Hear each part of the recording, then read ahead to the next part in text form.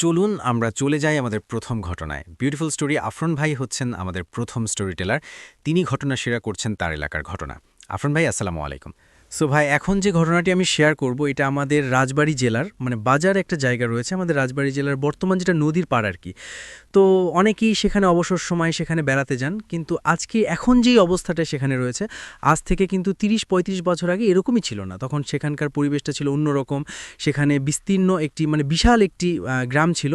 এখন তো কালের বিবর্তনে নদী ভাঙনে সেটা কিছুই নেই, এখন সেখানেই বিশাল একটা নদী হয়ে গেছে। কেউ এখন দেখে বিশ্বাসই করতে চাইবে না এখানে এত বিশাল একটি গ্রাম ছিল। তো ওই গ্রাম কেন্দ্রিক আসে ভাই ঘটনাটি। তো ১৯৭৮ সালের দিকে তখন একটি বন্যা হয়। ওই বন্যার সময় ওইখানে যারা নদীতে গোসল করত, তো স্রোতে যাতে ভেসে না যায়, যার কারণে স্থানীয় কিছু লোকজন ছোট ছোট খুঁটি গেলে রেখেছিল। তো তারা কি করতো, ওই খুঁটি ধরে গোসল করত যাতে কখনো স্রোতে চলে না যায়। বাহ, বেশ মজার। তো এইভাবে তারা গোসল করতো ওখানে। তো স্থানীয় একটা যুবক, নাম তার ছিল বিল্লাল। তো উনি ওই দিন দুপুরবেলা ওই খুঁটি ধরে গোসল করছিলেন। তো হঠাৎ গোসল করতে করতে হঠাৎ তার মনে হইল কিছু একটা জিনিস তার দু পা জড়িয়ে ধরেছে। তখন উনার ফিল হলো যে এটা কোনো লতা পাতা কিনা, কিন্তু লতা পাতার মনে হচ্ছিল না, মনে হচ্ছে কোনো মানুষের হাত হবে। তো উনি একটু সাহসী ছিলেন, উনি সাহস করে ডুব দিলেন। ডুব দিয়ে দেখতে গেলে আসলে কি, এবং পা থেকে ওই জিনিসটা ছাড়ানোর চেষ্টা করলেন। তো উনি ডুব দিয়ে রাসেল ভাই দেখলেন যে একটি বাচ্চা ছেলে, এবং বাচ্চা ছেলেটি সারা শরীরে এবং মুখে বড় ভয়ের ধরনের টিউমারের মতো হয়ে গেছে। পানির নিচে ডুব দিয়ে দেখতে পেলেন। এবং আরও একটা ভয়ঙ্কর ব্যাপার হচ্ছে ভাইয়া, ওই বাচ্চা ছেলেটি তাকে বলছে যে আমাকে বাঁচান এবং আপনারাও বাঁচান, এই কথাটা বলছে। তখন উনি তো চিন্তা করলেন যে সর্বনাশ, পানির নিচে তো মানুষ কথা বলতে পারেনি, নির্ঘাত একটা ভয়ঙ্কর কিছুর কবলে আমি পড়েছি। তো উনি সাথে সাথে চিৎকার করে লাফ দিয়ে উপরে উঠে ভূত ভূত আমাকে খেয়ে ফেললো, এই সমস্ত কথা বলে তাড়াতাড়ি করে উপরে উঠে গেলেন। এভাবে মানুষ বলে আর কি, স্বাভাবিক আর কি, সবাই বলেন যে এই যে নিচে আমাকে এইভাবে একটা কিছু এরকম ধরেছিল। তো ওই ভয়ে তখন আর কেউ পানিতে নামে নাই, ওই যে এরকম কিছু একটা ঘটতে পারে, তখন পানিটা সবাই নামা বন্ধ করে নিল। কিন্তু রাসেল ভাই, এই ঘটনা ঘটার মোটামুটি ৫-৬ ঘন্টা পর এলাকাবাসী খেয়াল করলেন যে একটা ছোট বাচ্চাকে খুঁজে পাওয়া যাচ্ছে না। তো বাচ্চা ছেলেকে খুঁজে, ওটা আবার ছিল স্থানীয় মেম্বারের ছেলে। তো তখন বাচ্চা ছেলেকে যখন খুঁজে পাওয়া যাচ্ছিল না, সবাই বলছে যে সে হারিয়ে গেছে, সব অনেক খোঁজাখুঁজি করছে। কিন্তু ওই বিল্লাল যখন ওই বাচ্চা ছেলেটির নাম জানলো, তখন বিল্লাল বলল যে আমি পানির নিচে যে ছেলেটাকে দেখেছি তার সাথে ওই ছেলেটার চেহারার মিল রয়েছে। ও মাই গড! তখন আচ্ছা, এই ঘটনাটি যখন সেটা বলে, তখন বলে তাহলে পানির নিচে ওই বাচ্চা ছেলেটি কথা বলল কিভাবে? তার ওর সাথে ভয়ঙ্কর কোনো একটা ঘটনা ঘটেছে। তখন কি ঘটনা ঘটতে পারে সবাই এরকম আলোচনা করা শুরু করলো। সবাই অনেক লাশ খোঁজার চেষ্টা করলো, লাশ কিছুতেই খুঁজে পাওয়া যাচ্ছিল না। তো একটা বাচ্চা ছেলে বলেছিল যে ও একটি ছোট্ট ভেলায় খেলা করছিল, কিন্তু ও যেই জায়গাটাতে ছিল সেই জায়গাতে কোনো স্রোত ছিল না। কিন্তু হঠাৎ করে মনে হলো যে কে যেন ভেলাটি উল্টিয়ে ফেলে দিল। কোনো স্রোত নাই, কিছু নাই, কিন্তু ভেলাটি উল্টে ফেলে দিল এবং ছেলেটা নিচে পড়ে গেল। ওই ছোট ছেলেটা নদীর পাড় এলাকার লোহেরা খুব ভালো সাঁতার জানতো, বাচ্চা হলেও। কিন্তু ওই বাচ্চা ছেলেটি দেখলো, কিছুদিনের মনে হলো ওকে টান দিয়ে পানির নিচে নিয়ে গেল। তারপরে ওকে আর দেখে নাই, ওই বাচ্চা ছেলেটি ভুলেই গেছিল আর কি, সে অন্যদিকে চলে গেছে, মনে করছে হয়তোবা সে পরেও সে যেহেতু সাঁতার ভালো জানে, ডুব সাঁতার দিত, তো মনে করেছে যে হয়তোবা সে এরকম খেলা করছে, এটা সে অন্য কোনো ব্যক্তিকার তেমন কিছু বলেনি। কিন্তু পরে ওই বাচ্চা যখন জানলো তাকে খুঁজে পাওয়া যাচ্ছে না, তখন ওর কাছ থেকে সত্য ঘটনাটা বের হয়। বিষয়টা হলো যে যখন আরেকটা অদ্ভুত ব্যাপার, যে ওখানে যেই নদীতে ওরা গোসল করতো, ওটা আসলে মেইন নদী না, ওটা একটা খুব ছোট্ট একটা বলতে পারি যে একটা নালার মতো। তো আচ্ছা, নালা আর কি। তো সেটা হঠাৎ করে মাত্র কয়েকদিনের ব্যবধানে সেখানকার পানি নেমে যায়, অর্থাৎ চতুর্দিকে বর্ষাকাল, ওখানে পানি নেমে যাওয়ার কথা নয়। যখন পানিটা রাসেল ভাই নেমে যায়, তখন দেখে একটা জায়গায় বালির ঢিমির মতো হয়ে আছে, এবং ওই ঢিবির উপর দিকে দুইটা পায়ের উপর মনে হচ্ছে যে কোনো একটা ব্যক্তিকে মাথা নিচের দিকে দিয়ে গেড়ে রাখা হয়েছে। তখন সবাই বলে যে এই যে পাটাও একটা মানুষেরটা, একটা বাচ্চাকে হারিয়ে গেছে কয়েকদিন আগে, তাহলে ওরই হবে। দ্রুত ওখান থেকে বালি সরানো হয়, তারপর ওখান থেকে বের করা হয়। একদম বিভৎস হয়ে গেছিল, এবং ওর সমগ্র শরীরে এই টিউমারের মতো হয়ে গেছিল, মনে হচ্ছে একটা বড় ধরনের স্কিন ডিজিজ হয়েছে, এরকম হয়ে গেছিল। তখন এলাকায় শোকের ছায়া নেমে আসে, এবং সেই সাথে সাথে একটা বিষয় সবার মনের ভিতরে একটা আতঙ্ক সৃষ্টি হয় যে কি এমন ঘটনা ঘটলো যে ও এইভাবে পড়ে গেল, মারা গেল। তো ভালো সাঁতার জানতো, যেখানে সে পড়ে গেছে, যেখানে স্রোত ছিল না, আর ওইভাবে মাটির একদম নিচে, ও মাথাটা একদম নিচের দিকে, কেউভাবে ওকে হত্যা করলো। এইভাবে সবার মনের ভিতরে একটা ভয় সৃষ্টি হয়। তো এই ঘটনার রাসেল ভাই এই সপ্তাহখানিক মোটামুটি ভালোই ছিল। সপ্তাহখানিক পর থেকে অদ্ভুত কিছু ঘটনা ঘটা শুরু করে ওই এলাকায়, যে সকালবেলা হঠাৎ করে কিছু কিছু ব্যক্তির লাশ পাওয়া যায়, এবং এই লাশগুলো সমগ্র শরীর রাসেল ভাই মানে টিউমারের মতো হয়ে গেছে, বিভিন্ন জায়গায় টিউমারের মতো হয়ে গেছে, মানে মুখে, হাতে, পায়ে, সমস্ত শরীরে, মানে এমন বিভৎস অবস্থা যে মানে চেনাই জানে এমন অবস্থা, অথচ সে রাত্রেও সুস্থ ছিল। কি এমন ঘটনা ঘটলো যে সে রাতারাতি তার এই ডিজিজটা হলো এবং সকালে সে মারা গেল। এবং রাসেল ভাই যারা মারা গেছে প্রত্যেকেই কোনো না কোনো কারণে বাসা থেকে বের হয়ে আসছিল রাতের বেলা, হয়তো বা প্রাকৃতিক ডাকে সাড়া দেওয়ার জন্যই হোক বা কোনো কারণে হোক, গরমের কারণে নদীর পাড়ে গিয়েছে বা যে কোনো কারণে হতে পারে। কি কারণে এটা নিশ্চিন্ত জানা, কারণ সবার তো ডেড বডি উদ্ধার করা হয়েছে, কি ঘটেছিল কেউ বলতে পারে নাই। তো এটা যদি ওলা ওঠা বলি আমরা, যদি ওলা উঠার যখন একটা গ্রামে হওয়া শুরু হয়, একের পর এক হতে থাকে, মারা যায়। কিন্তু এরকম ছিল না। এরকম মারা যায়, প্রথমে একদিন মারা যায়, ৩ দিন পরে আরেকজন মারা যায়, তারপরের দিন আরেকজন মারা যায়, ৪ দিন পর আরেকজন মারা যায়, মানে এরকম হতে থাকে। এটা কোনো মহামারী না। আচ্ছা, কিন্তু এলাকায় এবং প্রত্যেকে রাতের বেলা মানে বাসা থেকে বের হলে এরকম, এবং তখন মানে একটা আতঙ্ক ছড়িয়ে গেল যে কেউ রাতের বেলা বাসা থেকে বের হবে না। কিন্তু রাসেল ভাই, এটা তো কোনো সমাধান নয়। আসলে কি ঘটনা ঘটছে এটা তো আমাদের জানার দরকার। তো স্থানীয় একজন ইমাম সাহেব ছিলেন ও সময়। উনার কাছে যখন বিষয়টা শরণাপন্ন করলেন, উনি এই বিষয়টা মানে প্রাথমিকভাবে চিন্তা করেন এটা কোনো জিন জাতীয় কোনো কিছু হতে পারে বা এই টাইপের কিছু হতে পারে। অনেক ব্যাখ্যা দিলেন, তারপরে বললেন যে তার ওস্তাদের সাথে উনি এই বিষয়টা পরামর্শ করবেন। দেখা যাক উনি এই বিষয়ে কি প্রতিকার দেন, উনি এই বিষয়ে মানে পরামর্শ নিয়ে আসবেন। তখন উনি তার ওস্তাদের কাছে গেলেন এবং তার কাছ থেকে কিছু পরামর্শ নিয়ে আসলেন। তারপরে উনি গ্রামে ফিরে এসে গ্রামের যুবকদেরকে বললেন যে তোমরা সবাই নদীর মানে পূর্ব দিকে পাহারা বসাবা। তোমরা সবাই দেখবা যে রাতের বেলা এই দিক দিয়ে কে আসে, যেই আসুক সাথে সাথে আমাকে খবর দিবা। তো বেশ কয়েকদিন কাউকে দেখা যায় না। এরকম সবাই মোটামুটি মানে একটা হতাশ হয়ে গেল যে সারা রাত নদীর ধারে বসে থাকা, কে আসে না আসে, অনেকেই তো আসে, নৌকায় চড়ে আসে, এরকম মানে অদ্ভুত টাইপও তো কিছু তারা দেখছে না, কোনো মানে ভুতুরে কিছু না। আর আসলে যেই কয়দিন তারা পাড়ায় বসেছিল, এই কয়দিনের মধ্যে আবার কেউ মারা যায় নাই। আচ্ছা, তো এরকম মানে ওরাও খুব বিরক্ত হয়ে গেছিল। তারা কয়েকদিন এইভাবে নদীর তালে বসে থাকা, কিছুই দেখে না, ওরকম অদ্ভুত কিছু হয় না। তো একদিন রাসেল ভাই প্রায় তাদের বর্ণনা অনুযায়ী প্রায় রাত ২টোর দিকে হঠাৎ দেখে যে নদীর মনে হচ্ছে কিছু একটা সাদা জিনিস হাতে একটি আলো নিয়ে নদীর পানির উপর দিয়ে হেঁটে হেঁটে আসছে। আচ্ছা, তো ওরা চিন্তা করল যে এটা একটা ভুতুরে ব্যাপার হতে পারে। নদীর উপর দিয়ে হেঁটে হেঁটে আসা তো কারো কথা নয়। তারপর হাতে আলো দেখে মনে হচ্ছে একজন বৃদ্ধ মহিলা। তো ওরা সাথে সাথে যখনই দূর থেকে খেয়াল করেছে, সাথে সাথে ইমাম সাহেবকে খবর পাঠিয়ে দিয়েছে। ইমাম সাহেবও সাথে সাথে ওখানে চলে আসছে। এখন দেখে সত্যি আস্তে আস্তে কাছে আসছে। তখন দেখছে যে ওই মহিলাটি মানে অস্বাভাবিক রকমের লম্বা, মানে খুবই মানে থুরথুরে বুড়ি, এবং হাতে একটি লাঠি রয়েছে, লাঠিটা পাকানো বাঁকানো, মনে হচ্ছে যে সাপের মতো আর কি একটা লাঠি, আর হাতে একটি আলোর রয়েছে। এবং আলোটা রাসেল ভাই অদ্ভুত যে এটি কোনো মানে আগুনের আলো নয়। আচ্ছা, মানে মনে হচ্ছে এটা এমনিতেই জ্বলছে, কিসের যে আলো এটা ওরা বুঝতে পারে না। মনে হচ্ছে ওই সময় তো ওভাবে ওখানে লাইট ছিল না, বিদ্যুতের কোনো সংযোগ ছিল না, এখনও সেখানে নাই, মানে এখন ওখানে নাই, ওটার বিশেষ করে চলাচল আর কি, যদিও এখন সেটা মানে মেইন চটটা ভেঙে গেছে। তো যখন আসে, তখন ওই ইমাম সাহেব একটু সামনের দিকে এগিয়ে যান। এগিয়ে যাওয়ার পরে ওই মহিলাকে খুব সুন্দরভাবে লম্বা করে একটা সালাম দেন, আসসালামু আলাইকুম, সুন্দর করে একটা সালাম দেয়। যখনই সালামটা ওই মহিলা শোনার পরে এমন মানে রাগী মানে চেহারায় ইমাম সাহেবের দিকে তাকান, মনে হচ্ছে ইমাম সাহেব সালাম দিয়ে খুব বড় ধরনের একটা অন্যায় অপরাধ করে ফেলেছেন। তখন ইমাম সাহেব বলেন যে বুড়িমা, আপনি ভালো আছেন? আপনি আসেন, আমরা আপনার জন্যই অপেক্ষা করছিলাম। আসেন, আমরা আপনার মানে আরামায়েশের সকল বন্দোবস্ত আমরা করে রেখেছি, আপনি আসুন আমাদের সাথে। তখন বুড়ি কোনো কথা না বলে তাদের সাথে যাওয়া শুরু করে।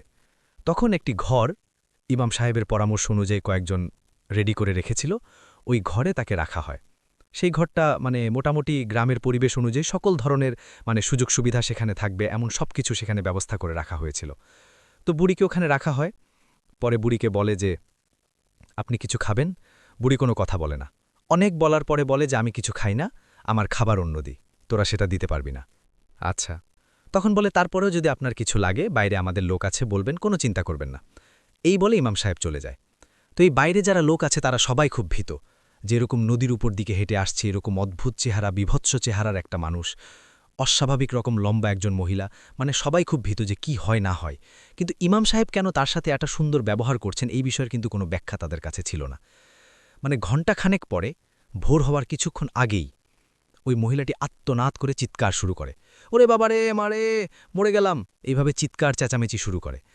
আর তখন ইমাম সাহেবকে বলা ছিল যে ওই মহিলা যদি ওনার সাথে যদি কোনো ঘটনা ঘটে সাথে সাথে যেন তাকে আবার জানায়। তো সাথে সাথে লোক গেল, বুড়ি চিৎকার চেঁচামেচি শুরু করেছে।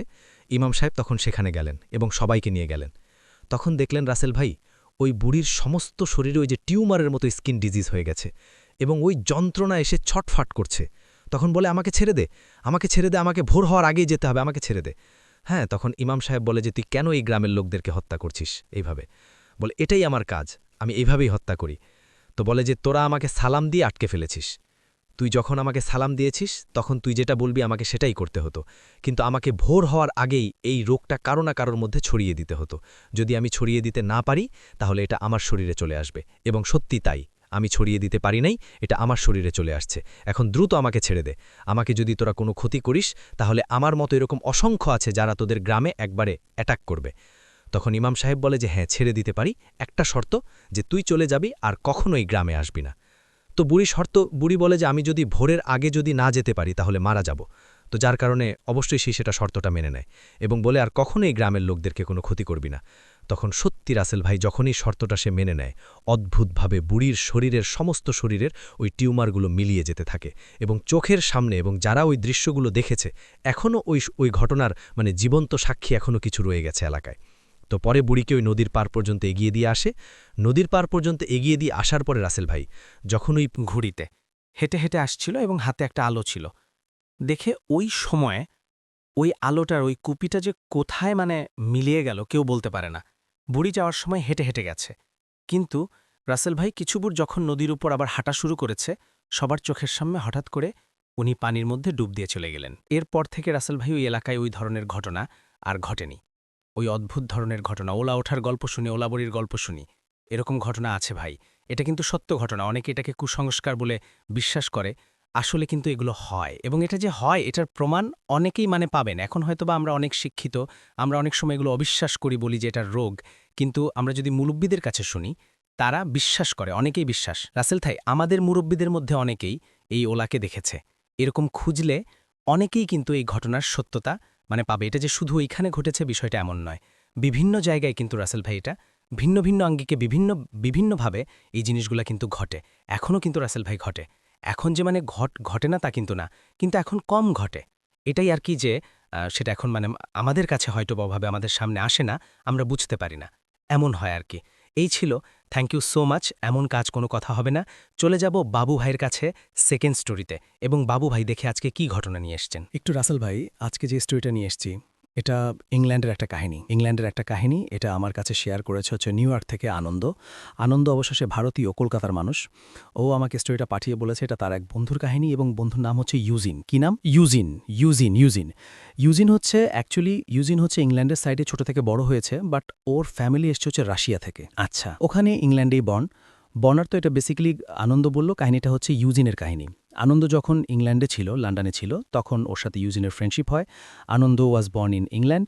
পরবর্তী ইউজিনের ব্যাপারটা হচ্ছে, ইউজিন যখন ছোট ছিল, ওয়াজ ইন হাই স্কুলে পড়ার সময় ওরা কয়েকজন ফ্রেন্ড খুব কিউরিয়াস ছিল, বিশেষ করে ইংল্যান্ড ফুল অফ ডিফারেন্ট পুরনো কবরস্থান এবং পুরনো অনেক লোকেশনস আছে রাসেল ভাই ইংল্যান্ডে, যেগুলো হচ্ছে লন্ডনে খুব আধিভৌতিক ব্যাপার, হন্টেড জিনিসপত্র এবং আরও অনেক রহস্য ইংল্যান্ড নিয়ে ছড়ানো আছে। এটা অনেকেই জানে লন্ডনে আছে। ভৌতিক ব্যাপার নিয়ে অনেকে এটাকে বলা হয় যে মানে সিটি অফ প্যারানর্মাল থিং। ইউজিনের ভিতরে খুব বেশি কিউরিয়াসিটি ছিল। কয়েকটা ফ্রেন্ড মিলে এরকম চিন্তা করে যে ওদের ওখানে একটা হাইগেট সেমেট্রি নামে একটা সেমেট্রি ছিল, অবস্থান ছিল বা এখনও আছে, এখনও আছে। ওই হাইগেট সেমেট্রিতে, আমি সঠিক লোকেশনটা জানি না, বাট নামটা আমার মনে আছে। সেমেট্রিটা খুব ঐতিহাসিক এবং অনেক কবর ওখানে আছে।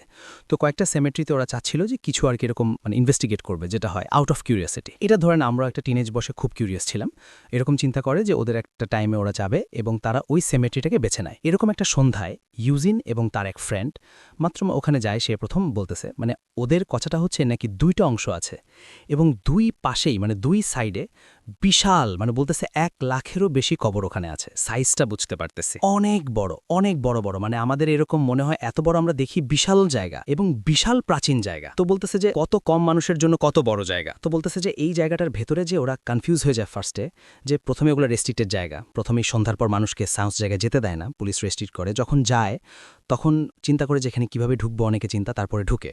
তো ঢোকার পরই বলে যেটা যে গা ছুমছুম করা একটা পরিবেশ। ওখানে কিন্তু বিভিন্ন আর কি আপনার বড় বড় দেয়াল আছে, ক্রিপ্ট আছে, আরও অনেক পুরনো স্থাপন আছে কবরস্থানের ভিতরে। সো সবগুলো দেখে ওরা একটু কনফিউজ হয়ে যায়, কি করবে, কোথায় যাবে। তো হাঁটতেছে দুই ফ্রেন্ড। প্রথম দিকে ভয়ের তেমন কিছু না, একটু রহস্যজনক লাগছে রাতের বেলা, এবং বলতেছে যে আকাশে চাঁদ উঠছিল, এবং ইসের বর্ণনা, আনন্দের বর্ণনা আরও সুন্দর ছিল, বইয়ের মতো করে বোঝে লিখছে সে জিনিসটা। তো বলতেছে যে খুব মানে সুন্দর বাতাস বইছে, হালকা ঠান্ডা চিল্ড ওয়েদার। তো হাঁটতে হাঁটতে এক সময়ের মধ্যে ভয় ব্যাপারটা থেকে একটু অ্যাডভেঞ্চার টাইপের চলে আসে। ইউজিনের যে ফ্রেন্ড ছিল সেই ইউজিনকে বলে যে তুমি একটা কাজ করতে পারো, তুমি তো অনেক সাহসী, তুমি আর আমি দুজন এসছি, অ্যান্ড আমরা এখানে লুকোচুরি খেলি, পিকাবু খেলি, অ্যান্ড দেখি এটা কেমন। হ্যাঁ, খুঁজে বের করবা, প্যারামিটার বেশি না, এতটুক প্যারামিটারের মধ্যে এরকম দেখায়। তখনও বলতেছে লুকানোর ব্যাপার হচ্ছে তুমি টুমস্টোনের পিছনে লুকাতে পারো, ক্রিপ্টের মধ্যে ঢুকতে পারো। মানে ক্রিপ্ট জিনিসটা একটু বর্ণনা করে দিই। অনেকে হচ্ছে একটা ছোট ঘরের মতো থাকে, যেমন অনেকগুলো কবর হচ্ছে যে মাটির নিচেই কবর দেওয়া হয়, স্ল্যাব সরিয়ে কাফিন ঢুকিয়ে দেওয়া হয় তারপরের মতো। আর ক্রিপ্টটা হচ্ছে একটা ছোট ঘরের মতো, সেটার উপর একটা বেদি থাকে, সেই বেদির উপরে কাফিনটা বসিয়ে পাথরের দরজাটা লাগিয়ে দেওয়া হয়, সেটা হচ্ছে মাটির উপর। এটা অনেকে মুভিতে দেখেছেন আমার মনে হয়, অনেকে হয়তো মুভিতে দেখেছেন, অনেকে হয়তো এটা জানে না, এজন্য আমি একটু বলে দিলাম। টুমস্টোনটা হচ্ছে জাস্ট আমাদের যে কনভেনশনাল, নিচে কাফিনটা দিয়ে ওরা রেখে দেয়, উপরে সামনে খ্রিস্টানদের ক্রস থাকে, এই হচ্ছে ডিফারেন্স। তো ক্রিপ্টগুলো আমাদের বলতেছে যে তুমি যে কোনো ক্রিপ্টের মধ্যে লুকাতে পারো। তো ওরা খুব রাজি হয়ে যায়, দুজনে খুব ইন্টারেস্টেড। আচ্ছা, লুকোচুরি খেলা এভাবে কবরস্থানে গা ছুমছম এরকম, এবং তারা মনে করে এটা তাদের একটা মানে ফান প্লাস যদি কিছু এরকম পায় তারা এরকম একটা কিছু। প্রথমটাই পরে হচ্ছে আপনার ইউজিনের ফ্রেন্ড, ওরা দুজন টস করে, টসের মধ্যে ইউজিনের ফ্রেন্ড যে আছে সে লুকাবে, ইউজিন খুঁজবে। এটা হচ্ছে প্রথম খেলা শুরু হয়ে যায়। ইউজিন দাঁড়িয়ে এক জায়গায় যে আপনার চোখ বন্ধ করে সেনি তার হচ্ছে যে 28 পর্যন্ত। তো ব্যাপারটা হচ্ছে ছোটকালে কিন্তু আমরা এটা খেলতাম, আমরা অনেকেই মানে যখন আমরা এমনটা বয়সে ছিলাম যে ছেলে মেয়ে সবাই একসাথে ঘোরাফেরা করতাম, বয়স যখন ৮-১০ বছর বয়স, তখন কিন্তু একটা মানে খেলার মধ্যে একটা চিটিং টেন্ডেন্সি ছিল। দেখা যায় কোথায় বলা হচ্ছে, এখন কিন্তু সেরকম 9 ডেজ, তখন কিন্তু দেখা যেত রাসুল ভাই বিদ্যুৎ চলে গেলে ঢাকা শহরে এই খেলাটা হতো আমার মনে আছে, মনে আছে, এবং ইলেকট্রিসিটি যাওয়ার সঙ্গে সঙ্গে চিৎকার, এবং দেখলাম যে হই সবাই 9-4 ওরকম একটা ব্যাপার। বাট সামহাও ওই দেশগুলোতে ফরেন কান্ট্রিতে চিটিংয়ের ব্যাপারটা খুবই কম। ওদেরকে যদি বলেন যে হেড অ্যান্ড সিক কাউন্ট, তারা কিন্তু হাত দিয়েও ধরবে না, চোখ এমনি বন্ধ করে কাউন্ট করবে। সেটাই বুঝালাম এই কারণে যে ভিতরে চুরির প্রশ্নটা ছিল না, ও চোখ বন্ধ করেও গুনতে থাকে, ওর ফ্রেন্ড হারিয়ে যায়, ধরে চোখ খুলে দেখে না, তাহার আগে জাস্ট একটা শীষ রাখে, শীষ দিয়ে বুঝায় যে আমি আছি আশেপাশে কোথাও। সো ও যেটা করে, ও খুঁজতে থাকে, রাসেল ভাই খুঁজতে থাকে, সে বিভিন্ন টুমের পেছনে যায়, এবং একসময় দেখা যায় পুরো নিঃশব্দটা ওকে ঘিরে ফেলছে, তখন কিন্তু ওর কোনো শব্দ নাই, ও হালকা ক্রিকেটের শব্দ পাচ্ছে, খড়খড় শব্দ, স্টাফ লাইক দ্যান, এবং কোনো শব্দ নাই, এবং তখন ওর মধ্যে হালকা হালকা ভয় বাঁধা শুরু করে, একটু ভয় পেতে থাকে, এবং একা তো পুরো কবরস্থানে, এবং দেখছে তো একটা ক্রিপ্টের সামনে যায়, ও কিছু ভেতর একটু শব্দ পায়, টুপ করে একটা শব্দ হচ্ছে, মনে হচ্ছে একটা পাথর বা কিছু পড়ল ভেতরে। তো কাছাকাছি যায়, ও মনে করে যে এটাই মনে হয় হতে পারে, যে যারা যেখানে আছে সেখানে কানপাথরের ভেতরে এসে শুনতে পাচ্ছে যে কেমন শব্দ, খস খস খস খস খস খস। আবার হালকা একটা হাসির শব্দ পায়, মনে হচ্ছে কিছু হাসো। তো হাসিটা শুনে ও মনে করে যে এটাই ওর ফ্রেন্ড। তো কি করে, ক্রিপ্টের দরজাটাকে ধাক্কা দিয়ে সরায়, এটা খুব একটা ভারী ছিল না, বাট ঘর ঘর করে শব্দ করে খুলে। তো ব্যাপারটা হচ্ছে কি, ইউজিন কিন্তু এটা খেয়াল করে নাই যে এই যে ঘর ঘর করে দরজাটা খুলল, ওর ফ্রেন্ড যদি এটার ভেতরে লুকাতো, সে কিন্তু শব্দটা পেত। রাইট, একদম। ওই সময় কিন্তু তার মাথাটা কাজ করেনি, নক করার কোনো শব্দ পেয়েছে নাকি, না, নক করার কোনো শব্দ পায়নি, ও ভেতর থেকে শব্দ পাচ্ছে, হালকা হাসির শব্দ, খড়খড় শব্দ। বাট সে কিন্তু ওইটা আর তার রিকল করেনি যে আমার ফ্রেন্ড যদি লুকাতো, এই দরজাটা সরাতো, দরজাটা খোলা থাকতো, বা ভিতর থেকে করলে লাগার একটা শব্দ হতো, সে কিন্তু এটাকে সরিয়ে ভেতরে ঢুকে যায়। ভেতরে ঢুকার পরে সে দেখে হালকা হালকা পুরো মজার একজন মানুষ আছে ভিতরে, কেউ একজন আছে, ওই যে বেধিটার ওই পাশে, কফিনের ও পাশে। তো তখন ভয় পায় কিছুটা, ভয় পেয়ে তখন সে বলে যে আর ইউ দেয়ার, বন্ধুর নামটা আমাকে বলেছিলাম, জাস্ট ভুলে গেছি বন্ধুর নামটা। তো আর ইউ দেয়ার, হার্টবিট বাড়তে শুরু করেছে, কিন্তু লাড়িতে কোনো শব্দ নাই, হাসতেছে। সো ও 2-3 সেকেন্ড পরে বলে গট ইউ, তোমাকে পেয়েছি আমি, হ্যাঁ বলে সে হট করে ফ্ল্যাশলাইট বের করে মারার পর দেখে বন্ধুরা বসে আছে, ওর বন্ধুরা বসে আছে, আমি কিছু পেয়েছি, ও বলে যে আই গট ইউ, তোমাকে আমি পেয়েছি, আই গট ইউ, সো আমরা আর খেলবো না, চলো যাই। তো ফ্রেন্ড বলে তুমি লুকাও, তো বলে যে আমি লুকাবো না, চল, ভাল লাগতেছে না আমার কাছে, চলো। তো ফ্রেন্ডটাকে যখন ও হাতটা ধরে, বন্ধুর হাতটা ধরে, হাতটা দেখে বেশ ঠান্ডা, লাইক কোল্ড, যেটা নাকি হাত হওয়ার কথা না, সেরকম একটা টেম্পারেচার, বডি টেম্পারেচার। তো আমার নিজেরই বুঝবা। তো ওর বন্ধু উঠে দাঁড়ায়, তারপরও দুজন বের হওয়ার পিছনে ওর বন্ধু বলতেছে ওকে যখন দাঁড়ায়, যে বলে যে আমরা তো এখানে অন্য কাজে আসছিলাম, রাইট? আমরা কিছু প্যারানর্মাল জিনিস দেখতে আসছিলাম, হাউকাম আমরা এই খেলাতে চলে গেলাম। তো চলো আমরা একটু ডিগ আউট করি, সামনে যাই, আরও দেখি কিছু। তো বলে কোথায়? বলে কি আমি শুনেছিলাম, ওর বন্ধু ওকে বলতেছে যাকে খুঁজে পেল বুঝন্য, যে হ্যাঁ আমি খবর পেয়েছিলাম এখান থেকে একটু সামনে গেলে একটা গর্ত আছে, সেখানে বাচ্চাদের কবর দেওয়া হতো। ওই জায়গায় মানুষ প্রায়ই দেখে যে ছোট ছোট বাচ্চারা দৌড়াদৌড়ি করে। তো বলতেছে তুমি তো আমাকে আগে বলোনি এই কথা, আমরা ঢুকছি না জেনে হাঁটাচলা করতেছি, তুমি আমাকে বলছো না, ইউ লেটস গো, আমি তোমাকে দেখাই, আমি শুনছি। এবং ওর বন্ধুর হাত দাঁড়ায়, ওর আগে আগে যাচ্ছে, ও ফলো করে যাচ্ছে এবং দেখতেছে ওর বন্ধু বেশ প্রিসাইজ কোথায় যাচ্ছে ওর বন্ধুটা।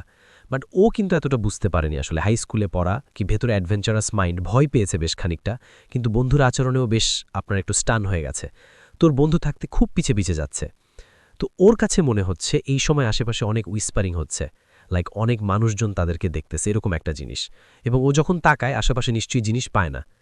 হ্যাঁ, এরকম একটা, এবং আশেপাশে কিছু জায়গাতে গাছ আছে, বড় বড় জুনিপার গাছ এরকম, খুব ওর মধ্যে একটা ভয় দানা বেঁধে উঠতে থাকে। তো ফ্রেন্ড কয়েকবার ডাকে, স্টপ, আমরা না যাই ওখানে, গো ব্যাক, অনেক দূর চলে আসছি আমরা, আর কত গভীরে যাব বলেন, একটু কাছেই তুমি আসো, আমি শুনছি, I have the thing, I have the news, let's go and find out. ও লোকে নিয়ে যেতে থাকে, এবং যদি এটা একটা পর্যায়ে ও যে দেখে যে একটা জায়গা বেশ একটু ঢাল হয়ে গেছে নিচে, যেমন জিনিসটা অনেকটা এরকম আমাদের যদি আপনারা ওই যে চারুপালাতে গেলে একটা কিন্তু বড় ঢাল আছে উপরের মধ্যে নিজে, ওরকম একটা ঢাল টাইপের, বা আমাদের চিড়িয়াখানাতে, ঢাকা চিড়িয়াখানাতেও কিন্তু একটা ঢাল আছে বেশ, রাইট, ওরকম একটা জায়গা। এবং ওইখানে কিছু ছোট ছোট মানে আপনার স্টোন আছে, দূরে দেখা যাচ্ছে। এবং ওই সময়টায় অলরেডি আপনার ইংল্যান্ড কিন্তু বেশ ঠান্ডা এলাকা, ফগি টাইপের, মানে বেশ কুয়াশা খেলা করছে। তো ওই জায়গাটা দেখেই না ওর মনের মধ্যে একটা ভয় লেগে যায়, করে উঠে, মানে সামথিং সময় দেখে যে ওর বন্ধু নেমে গেছে, আরও তাকে ফলো করে। এখন কোনো উপায় নেই, ও তো জানছে ওর বন্ধু এটা যাচ্ছে, ও বন্ধুকে বারবার ডাকতেছে যে যেও না, চলো আমরা চলে যাই, মাছ ফান, ওখানে যাওয়ার দরকার নাই, অনেক ফান হয়েছে, যান, আমরা যা খুঁজতে আসছিলাম আসতে আমাদের দরকার নাই। এক পর্যায়ে বন্ধু যে দেখে যে কুয়াশার জায়গাটা, সেখানে কিন্তু ওর বন্ধু ঢুকে গেছে, ও ভালো দেখতেও পারছে না, ও ফলো করতে করতে কাছে চলে গেছে। এই সময় ও দেখে, মনে হয় যে কতগুলো টোমস্টোনের পাশ থেকে কিছু মানুষ উঠছে, লাইক কিছু ছায়ার মতো, মানে মানুষ ঠিক না, বোঝা যাচ্ছে না, মানে মানুষের আকৃতি এবং খুব বড় না, ছোট ছোট উঠছে এরকম। এবং বেশ কিছু স্পেলিং ওর কানে আসছে এই সময়। ও পিছন থেকে দেখে ওকে ইউজিন বলে ডাকতেছে, খুব জোরে ডাকতেছে। তখন ও ফিরে তাকায়, ও দূর থেকে দেখে যে ওর ফ্রেন্ড, আর পিছন থেকে দৌড় দিয়ে আসতেছে, ওর সাথে দৌড় দিয়ে আসতেছে। এবং ও সামনের দিকে তাকায়, দেখে কিচ্ছু নাই। তার মানে অন্য একজন যাকে দেখেছিল সে আসলে অন্য কেউ ছিল, তাকে নিয়ে যাচ্ছিল কোথাও। এবং ওর ফ্রেন্ড দূর দিয়ে আসে, যে ওকে বলে যে তোমার কি, তো খুব ভয় পেয়ে যায়, বন্ধুকে জড়ায় ধরে বলে যে আমি মনে করছি তুমি আমাকে নিয়ে গেছো লিড করে। সে বন্ধু বলে আমি লুকাচ্ছিলাম, আমি বুঝতে পারিনি, অনেকক্ষণ পর আমি তোমার শব্দ পাইছি, তুমি যাচ্ছ এবং তোমাকে ফলো করতেছিলাম, তুমি একা একা হেঁটে যাচ্ছ, আমি তোমার সাথে মজা নেওয়ার চেষ্টা করছি অনেকক্ষণ, বাট সামহাও আমি দেখলাম যে তুমি আমার নাম ধরে ডাকতেছো সামনে। তখন আমার কাছে কনফিউশন লাগছে, এবং এখানে আসতে আসতে তোমাকে ফলো করে এরকম পাইছি, আমরা এখান থেকে চলে যাই। সো ইউজিন যাওয়ার পথেও সে প্রচণ্ড ভয় পাচ্ছিল এই বন্ধুটাকেও ফলো করতে। এই বন্ধুটা তাকে পরে বিলিভ দেয়, যে সে বলে অনেক কিছু বলে যে আমি এটা না। এবং ইউজিনের মতে কবরস্থানটা খুবই একটা খারাপ জায়গা ছিল, এবং এরকম নাকি লন্ডনে বলছে যদি খবর নাও, প্রত্যেকটা কবরস্থানে বিভিন্ন হন্টেড প্লেস আছে। এবং মানে এই ধরনের বহু ঘটনা মানুষ চাটখুশি করে বলে যে এমন একটা জায়গা হচ্ছে লন্ডন, যেখানে নাকি এই ধরনের মিস্ট্রি হতেই থাকে, মানুষ সবাই।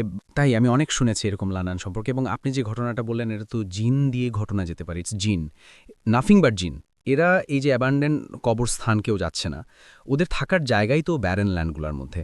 এবং আপনাদের প্রত্যেকের বাথরুমে, গভীর রাতে যদি বাথরুমেও কেউ যায়, তাহলে মানে সেটাই, মানে আমি শুনেছি যে সবচেয়ে বেশি, মানে আমাদের কাছাকাছি কোথাও যদি, মানে অনেকে বলে যে দেখার শখ, রুমের ভিতরে বাথরুমে আপনি পেয়ে যেতে পারেন। এবং যে কোনো দিন, যে কোনো মুহূর্তে, যে কোনো সময় আলো আধারিতে অথবা লাইট জ্বালানো অবস্থায় দেখা যেতে পারে। এটা কিন্তু রাসেল ভাই, মানে আউট অফ নাথিং যে বোগাস একটা কাহিনী বলে দিলাম, এটা ধর্মভাবে স্বীকৃত। আমাদের রিলিজিয়ানে, খ্রিস্টানিটিতে সব জায়গায় বলা আছে যে those places are best place for this. হ্যাঁ, রাইট। এবং সবচেয়ে বড় কথা যেটা সেটা যে আপনি যখন হঠাৎ করে রাতের বেলায় ঘুম থেকে উঠলেন, উঠে আমি ওয়াশরুমে গেলেন এবং ওয়াশরুমে গিয়ে দেখলেন যে আপনারই মতো দেখতে অন্য কেউ দাঁড়িয়ে আছে, বা আপনার পরিবারে পরিচিত কারো মতো কেউ দাঁড়িয়ে আছে, বা আপনার কোনো বন্ধু দাঁড়িয়ে আছে, বা একদম অপরিচিত কোনো একজন মানুষ দাঁড়িয়ে আপনার দিকে তাকিয়ে আছেন, তাহলে একেবারে অবাক হবেন না। আয়নার ব্যাপারটা তো অনেকেই দেখেছেন, অনেকেই। আমার কাছে সবচেয়ে ভয়ঙ্কর লাগে আয়নার ব্যাপারটা যেটা, সেটা হচ্ছে যে আমি ওয়াশরুমে গেলাম, আয়নার দিকে তাকাচ্ছি, কিন্তু আয়নার মধ্যে কোনো ছায়া নাই। এবং অনেকে দেখছে যে সে যখন মুভ করে যায়, আয়নাটা ঠিকই দাঁড়িয়ে জিনিস দেখে, সেটা হচ্ছে যে আয়নার দিকে তাকিয়ে আছে পেছনে আরেকজন। যেটা হয় সেটা হচ্ছে যে মানুষজন অনেকেই শোনার পর অনেকে আয়নার দিকে তাকায়, অনেকে, এটা ভয়ের ব্যাপার, কারণ এই কাহিনীগুলো শোনার পর অনেকের মনে ভয় থেকে যায় এবং সাসপেন্স সাবকনশিয়াস মাইন্ডে অনেকে এই জিনিসটা দেখে, বাট ইন রিয়েল লাইফে অনেকে দেখেছে। এবং আরেকটা কাহিনী রাসেল ভাই অনেকের কাছে শুনি যে ঘুম থেকে ওঠার পর অনেকেই কিন্তু দেখে যে তার মুখের দিকে গেলেও তাকায় আছে, এইটাও অনেক শুনেছি। এবং আরেকটা জিনিস যে আয়নায় শুধুমাত্র যে মানুষ দেখা যায় তাই তো না, অনেক সময় আয়নায় অনেক সময় এরকম শুনেছি না আমরা যে আয়নায় জিন হাজির করে তারপর আয়নাটায় ঢেকে দিয়ে তাকে আটকে ফেলা হয়, আয়নায় ঢেকে ফেলা হয়। তো আয়না একটা অদ্ভুত জিনিস, আমার কাছে কেন যেন মনে হয় কি যে আয়না আরেকটা দুনিয়া। মানে আয়না নিয়ে তো কথাই আছে যে আয়না, প্রাচীন রোমানিয়ান বিশ্বাস করত আয়না, কিন্তু এটা আমাদেরও কিন্তু বলা আছে যে আয়নাটাকে যে নর্মালি এরকম এক্সপোজড অবস্থায় না রেখে। আমার কাছে আমার মুভিটা আমি এই মুহূর্তে হঠাৎ করে ভুলে গেলাম, এরকম হয় না, মানে ব্যাপারটা হচ্ছে এরকম, ঘটনাটা অনেকটা এরকম ধরনের যে আয়নার ভিতরে একটা জগৎ আছে, সেই জগৎ নিয়ে ঘটনা কিছু ফ্যান্টাসি আরও আছে। দেখা যায় আয়নার এক সময় দেখা যায় যে প্রোটাগনিস্ট, সে দেখা যায় যে সে আয়নার ওয়ার্ল্ডে চলে গেছে এবং সে মনে করছে যে আসলে সে হচ্ছে এই জগতেই আছে, কিন্তু আসলে দেখা যায় যে সে হচ্ছে তার ট্রান্সফর্ম হয়ে গেছে, সে এক জগৎ থেকে আরেক জগতে সে ট্রাভেল করে চলে গেছে এবং সেই জগৎ থেকে সে দেখছে আমাদের এই পৃথিবী। আয়না তাকে একটা পোর্টাল হিসেবে সিনেমার মধ্যে দেখায় যে ইসে যাওয়ার সময় আয়নাকে পোর্টাল হিসেবে তারা ইউজ করে একদম। তো আয়না একটা অদ্ভুত রহস্যময় জিনিস এবং আয়না নিয়ে কারো ঘটনা থাকলে সেটাও আমাদের সাথে শেয়ার করতে পারেন। আমরা আরও একটা ছোট্ট বিরতি যাব এবং বিরতি পরে আবারও ফিরে আসব, সেই পর্যন্ত আশা করছি আমাদের সঙ্গেই থাকবেন। ফারনান, পুরান ঢাকা থেকে এসছি। তো আজকে যে ঘটনাটা শেয়ার করব, এই ঘটনাটা বলেছে এক বড় ভাই, ওর নাম হচ্ছে জিকু ভাই। আচ্ছা, ওনার নিজের সাথে এবং ওনার বড় ভাইয়ের সাথে এই ঘটনাটা ঘটে। এবং যেটা হয় যে উনি এবং ওনার যে বড় ভাই, ওনার দুজন কাজিন। তো ওনারা ওদের দেশের বাড়ি থেকে যখন ঢাকায় ফিরবেন, তো তখন যেটা হয় যে ওনার দেশের বাড়ি পাবনা, এবং পাবনা থেকে তারা ঢাকায় বাইকের মাধ্যমে তারা আসবেন আর কি, এরকম একটা প্ল্যান করেন এবং রাতের দিকে তারা এই জার্নিটা করে। তারা মানে সচরাচর ওই রোডটা দিয়ে সবসময় যায়, মানে তাদের এটা ইউজড রো যে সবসময় বাইক দিয়ে তারা মানে ঢাকায় ফিরবে। তো এরকমই এক রাতে তারা প্ল্যান করে ঢাকার উদ্দেশ্যে রওনা দিল। এবং এরপরে যেটা হয় যে মাঝপথে যখন আসে, তখন যেটা হয় যে হঠাৎ করে পিছনে যে ভাইটা বসা ছিল, তো ওনার কাছে হঠাৎ করে ফিল হচ্ছিল যে বাইকটা যখনই আপনার ব্রেক করা হচ্ছে, তখনই ঠিক পিছন থেকে কোনো একটা বাতাসের মতো একটা ঝাপটা এসে তার গায়ে বারবার লাগছে। এবং এরকম যেন মনে হবে যে পিছনে কেউ একজন বসে আছে, মানে যখন বাইকের পেছনে কেউ একজন বসে থাকে, ব্রেক করলে যেমন একটা ধাক্কা লাগে, ঠিক সেরকম একটা ধাক্কা লাগতেছে একটু পরপর। এই কথাটা যখন সে তার যে ভাই, ছোট ভাই যে বাইকটা চালাচ্ছিল, তো তাকে যখন বলে, সে বলে যে আসলে এরকম কিছুই না, তুমি হয়তোবা ভুল, মানে তোমার কাছে ভুল কিছু একটা মনে হচ্ছে। তো তখন এমন কোনো ওয়ে ছিল না যে সামনে বাইক চালাচ্ছে সেই পেছনে যে যাবে এবং যে পেছনে বসা সে সামনে যে বাইকটা চালাবে, কেননা বাইক একজনই ওখানে চালাতে পারত। তো সেই ক্ষেত্রে তাদের যে মানে রোটেশনটাও হয়নি করা।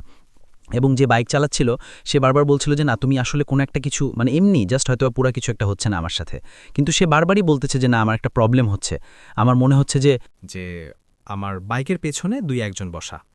তো এরকম করতে করতে তারা মাঝে মাঝে যেটা হয় যে বিভিন্ন জায়গায় চা খেতে নামলো, এবং তখন যেটা দেখা যেত যে তার বড় ভাই সবসময় ছিল খুব মানে হাসি খুশি দুষ্টামি করত, কিন্তু সেই রাতে সে খুব চুপচাপ, মানে তেমন কোনো কথা বলতেছে না, খুব টেনশনে আছে এরকম কিছু একটা। তো তখন তাকে জিজ্ঞেস করা হয় যে ভাই আপনার মানে কি হয়েছে এরকম কেন আজকে? তখন সে বলে যে আমার কাছে খুব একটা জিনিস খুব ভয় লাগছে, মানে আমি কয়েকটা দিন ধরে এই জিনিসটা নিয়ে চিন্তিত। তখন তাকে জিজ্ঞেস করা হয় যে আসলে বিষয়টা কি ভাইয়া, মানে কি হয়েছে আপনার আসলে? তো তখন উনি বলে যে আসলে যখন আমি দেশের বাড়িতে ছিলাম, এই যে পাবনা থেকে যখন ফিরছি আমরা, তার আগে গতকাল সকালের দিকে যখন সে ফজরের নামাজ পড়তে মসজিদের দিকে যাবে, এবং তাদের বাসা থেকে মসজিদটা ছিল একটু বেশ দূরে এবং হেঁটে হেঁটে যেতে হতো, এবং যেটা হয় যে একটু আগেই সে, মানে যখন একটু অন্ধকার থাকে মাঝে, ঠিক একটু আগেই সে মসজিদের জন্য রওনা হয় সব সময় এটা। এবং উনি যখন তাদের বাসা ক্রস করে, মানে একটা ঢালু পথ আছে, সেই পথটা ক্রস করে যখন সে মসজিদ দিকে যাবে, তার আগে ছিল একটা পুকুর, এবং পুকুরের পাশে ছিল একটা অনেক পুরনো একটা আম গাছ। তো সেই আম গাছটাকে যখন সে ক্রস করে পুকুরে অজু করতে যাবে, তখন তার হঠাৎ করে মনে হচ্ছিল যে পেছন থেকে তার মানে পিছনে কেউ আসতেছে একটু পরপর। আচ্ছা। তো যখন সে হাঁটে, মনে হয় যে তার পিছনে কেউ একজন তাকে ফলো করছে, কিন্তু যখন সে পেছনের দিকে তাকায় দেখে যে কেউ না, সেটা প্রথমে মনে করছিল যে হয়তোবা গ্রামের কেউ মুসল্লিরা তার পিছন পিছন আসতেছে কয়েকজন, কিন্তু যখন সে বারবার পিছনের দিকে তাকায় দেখে যে পেছনে কিচ্ছু নেই। তো এরকম ভয়ে ভয়ে সে যেতে যেতে একটা সময় যখন সেই আম গাছটাকে সে ক্রস করবে, অনেক পুরনো সেই আম গাছ, তখন তার চোখে পড়ে অনেক লম্বা একটা ছায়ামূর্তির মতো কালো একটা লম্বা খালা পরে এরকম কিছু একটা আম গাছের নিচে দাঁড়িয়ে আছে, এবং সেটা সে একদম খুব ভালো মতোই নাকি দেখতে পায়। এবং এটা দেখার পরে সে যেটা চিন্তা করে যে না, আমি হয়তো ভুল কিছু একটা দেখে ফেলেছি, সেটাকে সে ক্রস করে যখন পুকুর পাড়ে অজু করতে যায়, তখন সে যখন অজু করার সময় বসল, তখনও তার কাছে মনে হচ্ছিল যে তার পাশে কেউ বসে অজু করতেছে তার মতোই। তো সেই জিনিসগুলোর কারণে সে আরও বেশি ভয় পেয়ে যায়, এবং সে একটা সময় যেটা হয় যে এরকম ভয় পেয়ে মানে মূর্ছিতে যাওয়ার পথে সে সেন্সলেস হয়ে যায়। তখন তাকে ওই যারা মুসল্লিরা আসে তাকে মানে জিজ্ঞেস করে যে তোমার কি হয়েছে আসলে, তুমি কিছু কি খারাপ কিছু দেখছো? এবং সে বলে যে হ্যাঁ, আমি এরকম একটা কিছু এই আম গাছের নিচে এরকম একটা ছায়ামূর্তির মতো দেখেছি।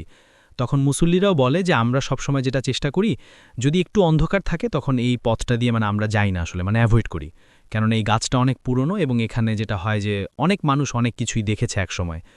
তো এরপরে সব ঠিক হয়ে গেল মোটামুটি, এবং যেটা হলো যে সে তার ভাইকে ঘটনাটা বলতেছে, এবং সে বলতেছে যখন মানে ওই জিনিসটা হওয়ার পর থেকে আমি যেখানেই যাই আমার কাছে মনে হয় যে আমার সাথে পিছন পিছন কেউ আসতেছে। সো আমি কোথাও বসলে আমার কাছে মনে হয় যে আমার পাশে কেউ একজন বসে আছে।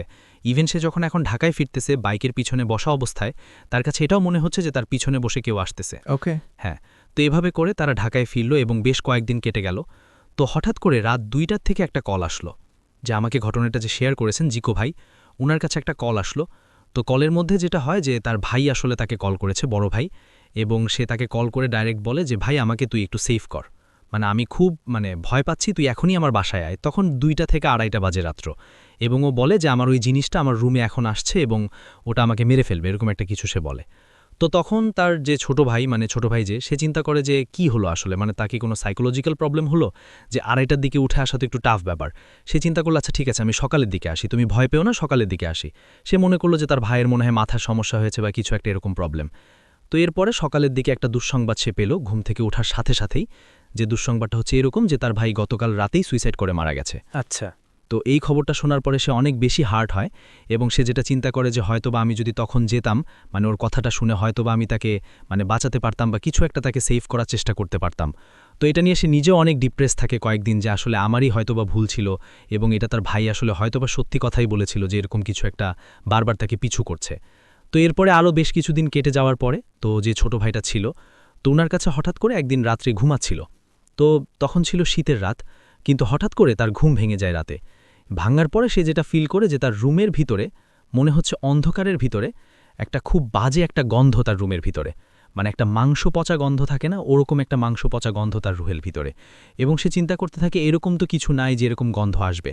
তো সে যখন চোখটা খুলে ভালোমতো দেখার চেষ্টা করে, সে দেখে যে মশারির বাইরে যে কালো কুটকুটে অন্ধকার, সেই অন্ধকারের থেকেও আরও ঘন কালো একটা কিছু তার বিছানার এপাশ থেকে ওই পাশে হাঁটা চলাফেরা করছে, এবং সেটা আমার মনে হচ্ছে সে শব্দ শুনতে পাচ্ছে, এরকম খুব ভয়ানক একটা কিছু যে তার আশেপাশে সে মানে হাঁটা চলাফেরা করছে।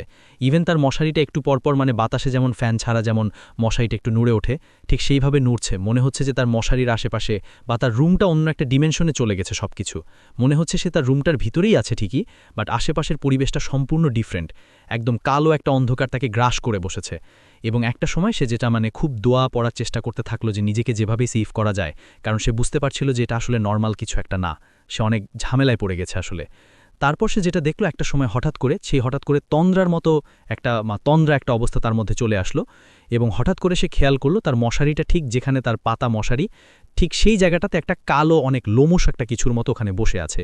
এবং ওই জিনিসটা থেকে যখন সে অন্ধকারের মধ্যেই দেখতে পেল যে ওই জিনিসটার চেহারাটা এমন যে মানুষের মতোই চেহারা, সেটাকে নারীও বলা যায় না, পুরুষও বলা যায় না, এবং সম্পূর্ণ রক্তমাখা একটা চেহারা, এবং ওটার চোখগুলো ঠিক বাইরে বের হয়ে আসছে, এবং জিভটা মনে হচ্ছে কেউ যখন ফাঁসি দিলে যে অবস্থাটা হয় ঠিক ওইভাবে বের হয়ে আসছে, এবং সম্পূর্ণ মানে মুখ থেকে রক্ত পড়তেছে এরকম একটা জিনিস।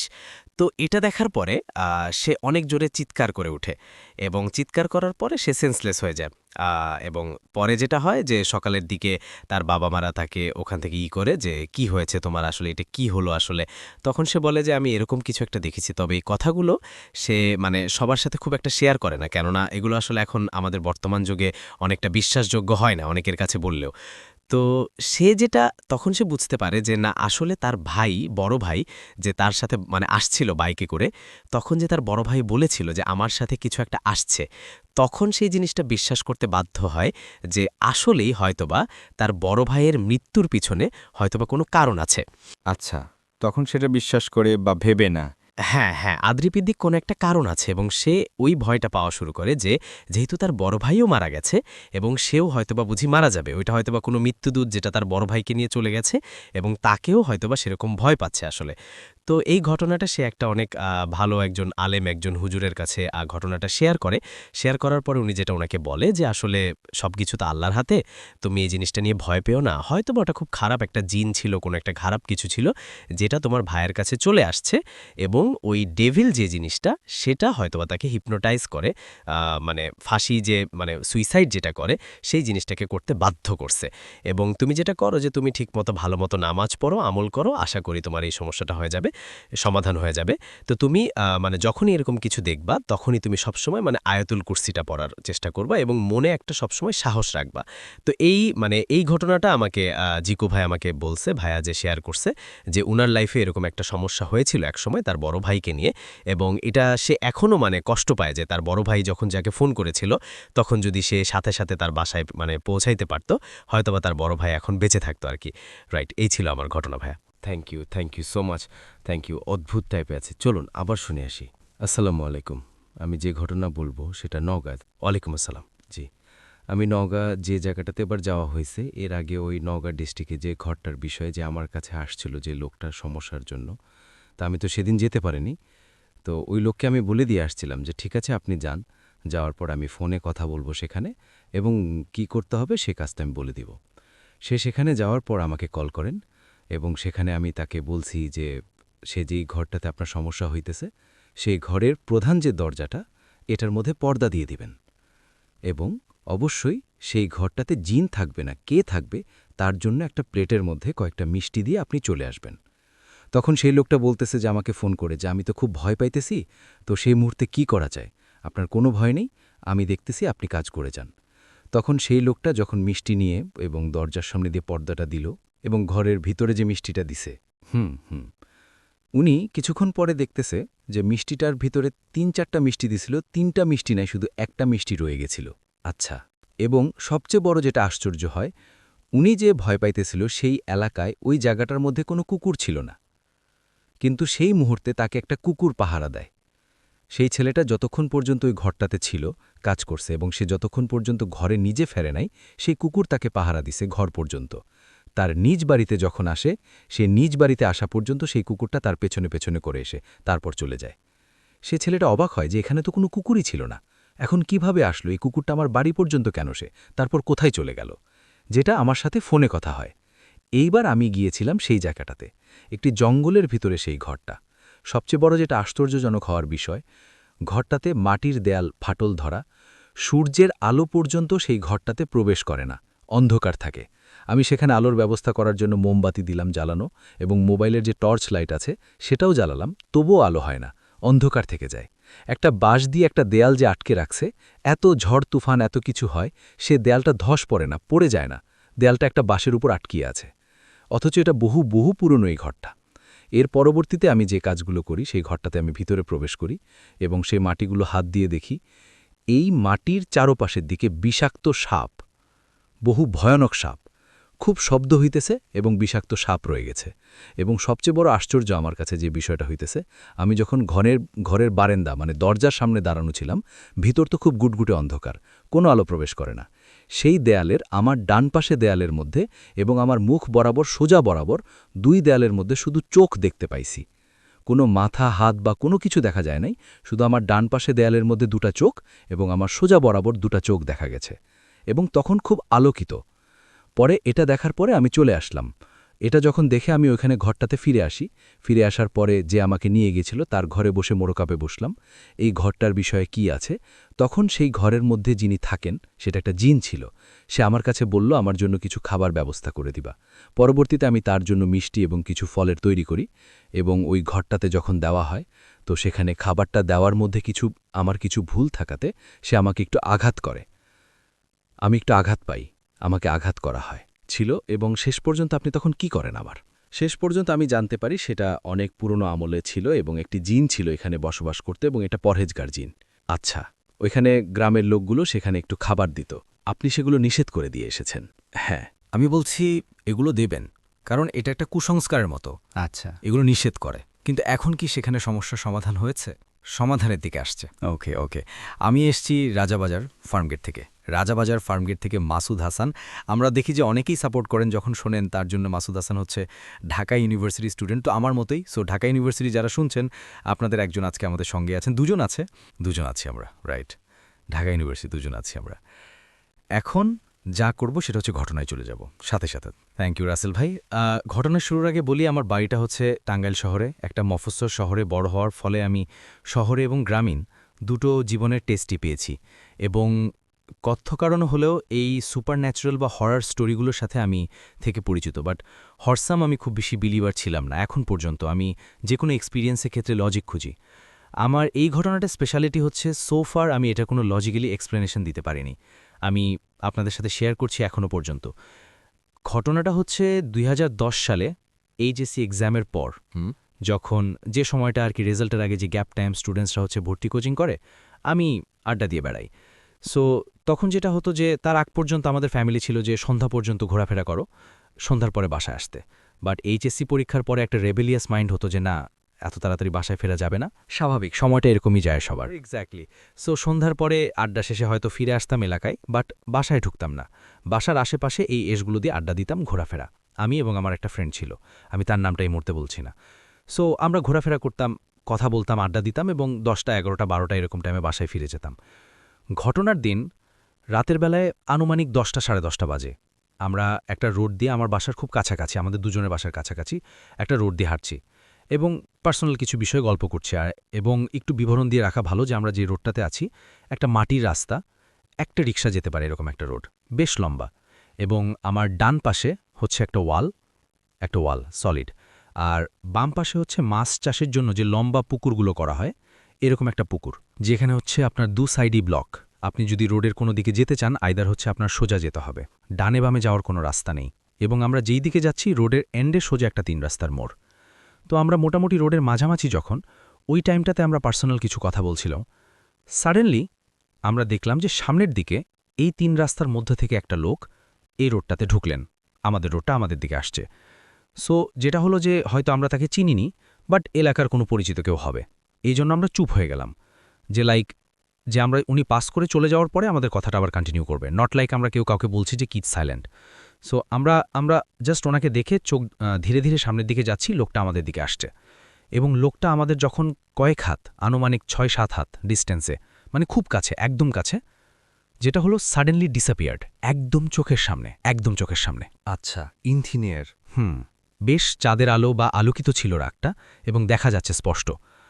আমরা দুইজন প্রাপ্তবয়স্ক, 100% সেম দুজন মানুষ, আমাদের চোখের সামনে একটা মানুষ জাস্ট ভ্যানিশ হয়ে গেল, একদম চোখের সামনে। আমি একটা নিজস্ব চোখের সামনে দেখেছি যে আপনি যখন এই ঘটনাটা আমাকে বললেন, দুবার শুনেছি আমি, দুবারই আপনার রোমকা হয়েছে। হ্যাঁ, বিকজ এটা খুব স্বাভাবিক একটা পরিবেশে, খুব স্বাভাবিকভাবে এরকম অস্বাভাবিক একটা ঘটনা ঘটে গেল।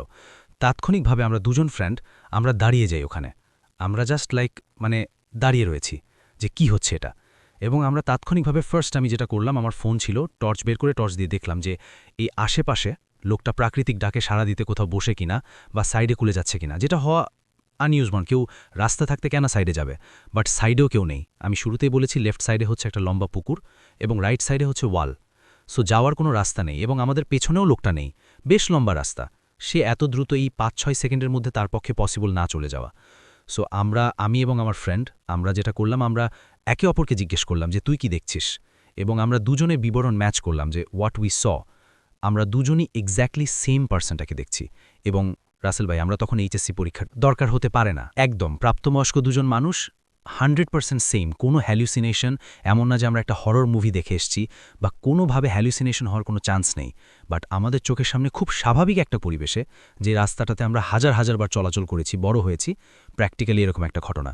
আমরা জাস্ট তখন একটা ফ্রেন্ড আমার নাম্বারে কল দিল, বলো ফোন রিসিভ কর। ফোন রিসিভ করে আমরা হাঁটতে হাঁটতে যার বাসায় চলে গেলাম। বাসায় পৌঁছানোর পরে ফোন রাখলো, এবং টিল দিস ডে আমরা ওই রোডে এখনও যাইনি কখনো সন্ধ্যার পরে। এবং এখন পর্যন্ত আমি এই জিনিসটা কোনো লজিক্যাল ব্যাখ্যা পেতে পারি না যে হ্যালুসিনেশন হলে কোনো একটা ট্রিগার তো লাগবে, সামথিং, এনিথিং। অ্যান্ড এই ঘটনাটার ফলে রাসেল ভাই একটু বলে রাখি যে ট্রিগার সামথিং, যে আপনি হয়তো কিছুটা জানেন যে আমি আমাদের লোকাল বা রুরাল স্টোরিগুলো নিয়ে কাজ করি, আরবান স্টোরিজ নিয়ে। সো এই কাজ করতে গেলে প্রচুর স্টোরি আমার কালেক্ট করা হয় এবং এর ফলে এই ঘটনার পর থেকে আমার স্পেশাল একটা আগ্রহ তৈরি হয় এই প্যারানর্মাল বা ঘটনাগুলোর ব্যাপারে। যখন আমি এরকম কোনো ঘটনা পাই আমি খেয়াল করে শুনি, আমি ফার্স্টে লজিক্যালি এক্সপ্লেন করার চেষ্টা করি এবং এর মধ্যে কিছু ঘটনা হয় টু বি অনেস্ট যে ফার্স্টে শুনলে হয়তো মনে হয় যে কিভাবে possible, but somehow logical explanation আসে। বাট এই ঘটনা এবং এর মতো আরও বেশ কিছু ঘটনা যার আমি কোনো এক্সপ্লেনেশন বের করতে পারিনি, হয়তো ইন ফিউচার শেয়ার করব। এটা ছিল আমার personal experience. Thank you. So এই ঘটনাটা বেসিক্যালি আমার বড় বোন হিসাবে। আমার বড় বোন হচ্ছে সে ইংল্যান্ডে থাকেন, সেটেলড, এবং সে তার ভাগ্নিদের নাম না বললেই নয়, মুস্কান, মেহেক এবং মানহাম তারা থাকে। সো এই ঘটনাটাও বেশ কয়েক বছর আগে, তখন আমার ছোট ভাগ্নির জন্ম হয়নি, মুস্কান, এবং ছিল যেটা হয় ঘটনার দিন আমার আপু কাজ করছিলেন বাসায়, আমার একদম মেজো ভাগ্নে সে ঘুমোচ্ছিল এবং মুস্কান তখন বেশ ছোট, সে হচ্ছে খেলছিল, আপু কিচেনে কাজ করছে। তো সাডেনলি মুস্কানের চিৎকার বা কান্নার সাউন্ড শুনতে পাই, আপু দৌড়ে আসে, যেটা দেখে যে মুস্কান কিছু একটা দেখে ভয় পাচ্ছে এবং ওর দৃষ্টি খেয়াল করে আপু দেখতে পায় যে সামনে একটা বেড়াল, বেশ বড় সাইজের ব্ল্যাক কালারের একটা ফুল ব্ল্যাক একটা বেড়াল। এবং এটা দেখে আপু যেটা করে যে সে বেড়ালটাকে তাড়ানোর চেষ্টা করে, ইউজুয়ালি আমরা যেটা করি যে কিছু লাঠি নিয়ে। অদ্ভুত ব্যাপার, বেড়ালটা কোনো সাউন্ড করে না এবং কোনো মুভ করে না, জাস্ট ক্রিপি একটা দৃষ্টিতে আপুর দিকে এক দৃষ্টি তাকিয়ে থাকে। এটা দেখে আপু কিছুটা আর কি হতবাক হয়ে যায়, যেটা ওয়াইল্ড অ্যানিমাল টাইপ ডেঞ্জারাস কিছু কিনা। সে মুস্কানকে কোলে নিয়ে দোতলায় রুমে রেখে সে আবার ট্রাই করে। এবার যেটা হয়, বেড়ালটা দৌড় দিয়ে ঘরের ভেতর দিকে চলে যায়। আচ্ছা, আপু ফলো করে যায় এবং যাওয়ার পরে যেটা হচ্ছে ওর কিচেনে একটা কেবিন টাইপের ছিল যেটা ওয়ালের সাথে অ্যাটাচড, যার উপর আর কি চুলা রাখা আছে এবং ওটা ওয়ালের সাথে অ্যাটাচ। পেছনে কিছু হচ্ছে খুব সামান্য একটু জায়গা কেবিনেটের পেছন দিকটাতে, বা জায়গাটা এমন একটা জায়গা যে ক্লিন করা পসিবল, বাট ওই সাইজের একটা, আমি শুরুতেই বললাম যে বড় সাইজের একটা বেড়াল, ওরকম সাইজের একটা বেড়ালের পক্ষে ওখানে ঢোকাটা পসিবল না। বেড়ালটা যেটা করেছে, দৌড় দিয়ে ওটার পেছনে চলে যায়। সো আমার আপু এসে ওটা বের করার ট্রাই করতে থাকে বা সামথিং যে আছে কিনা, বের হয় না। অনেকক্ষণ পর্যন্ত সে লাঠি দিয়ে হচ্ছে পেছনে যে গ্যাপটুকু ওখান দিয়ে গুদ দিয়ে বের করার ট্রাই করে, বাট বেশ কিছুক্ষণ পর্যন্ত এরকম করা পারেনি। সো আপু ভাবে হয় যে হয়তো অন্য সাইড দিয়ে বের হয়ে চলে গেছে বা সামথিং। সে অন্যান্য রুম চেক করে নেই। সো আপু ধরে নেয় যে হয়তো বের হয়ে চলে গেছে। সো আচ্ছা, এরপর প্রায় 2-3 ঘন্টা পরে আপু কাজ শেষ করে, লাঞ্চ শেষ করে যখন আবার কিচেনে যায়, তখন সে আবার বেড়ালটাকে দেখতে পায় ওই কিচেন কেবিনের পেছন থেকে এটা মাথা বের করে রয়েছে। এবার আপু একটু ঘাবড়ে যায়।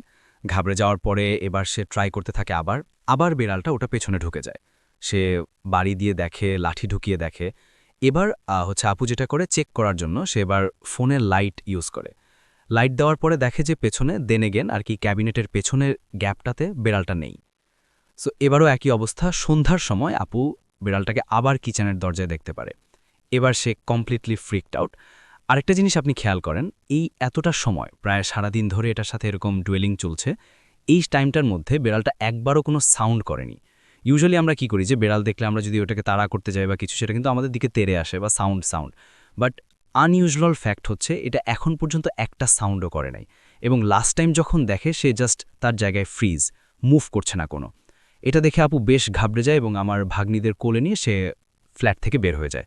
আচ্ছা, বের হয়ে হচ্ছে নেইবার যারা থাকে তাদের ডেকে আনে যে সামথিং এরকম একটা উইয়ার্ড কিছু হচ্ছে।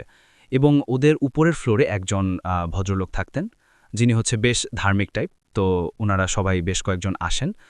তো ওটা দেখে ওনারা কাছ থেকে হচ্ছে একবার অ্যানিমাল কন্ট্রোলে ফোন দিবে সামথিং এরকম চিন্তা করছে, কাছে যাওয়াও কেউ সাহস পাচ্ছে না যে এটা খুব ডেঞ্জারাস। উনি যেটা করে, বেড়াল দেখে ভয় পাচ্ছে। বেড়াল দেখে ভয় করা যায় এক্স্যাক্টলি, মানে বেড়াল তো আমরা সবাই অনেকে পালি থাকি, খুব ফ্রেন্ডলি, বাট এই বেড়ালটার অ্যাটিটিউডই এরকম যে ভয় পাচ্ছে।